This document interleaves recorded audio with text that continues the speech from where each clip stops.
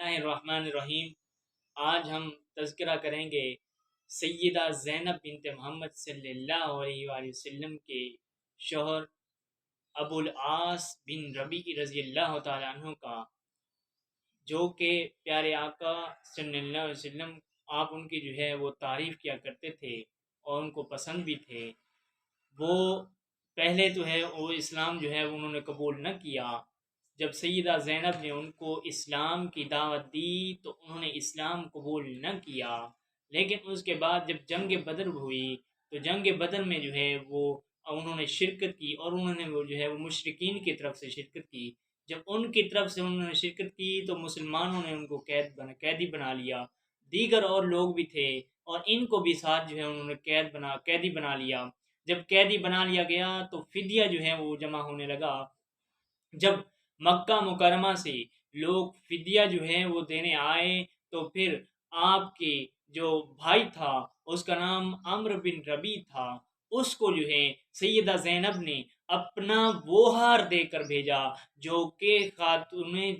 سیدہ ام المومنین سیدہ خدیجۃ الکبریٰ نے سیدہ زینب اپنی شہزادی کو شادی کے موقع پر دیا تھا۔ آپ نے وہ ہار اپنے اس دیور کو دیا تاکہ آپ جائیں اور میرے شوہر کو وہ رہا کروا کے آئیں۔ جب وہ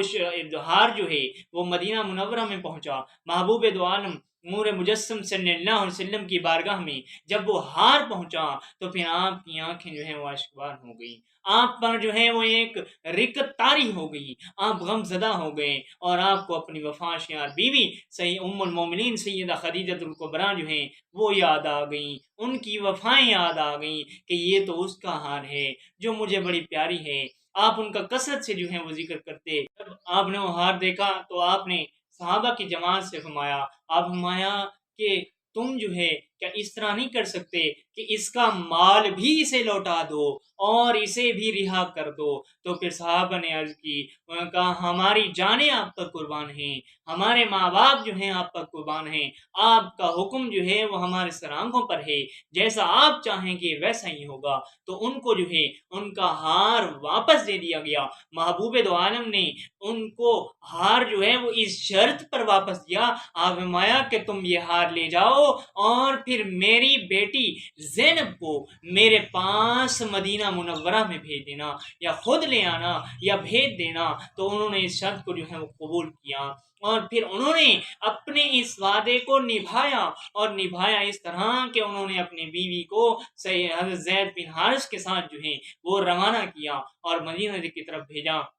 آپ